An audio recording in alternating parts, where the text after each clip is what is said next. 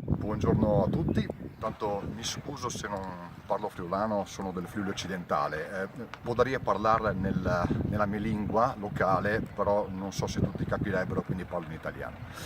Oggi 2 aprile 2017, festa del Friuli, alla vigilia del 3 di aprile qui a Sappada, in una fantastica cornice. Sappada attualmente e momentaneamente ancora in Veneto, ma dove il sentimento friulanista è fortissimo.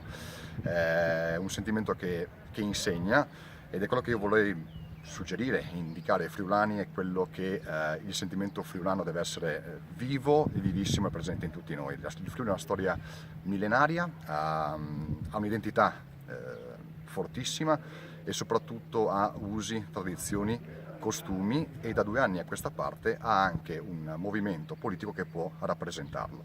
Patrie Furlane da 2 anni si sta battendo perché alle prossime elezioni regionali i friulani vengono rappresentati nei palazzi della regione accanto a quelli che sono i partiti nazionali che finora hanno oscurato quello che è il Friuli e i friulani.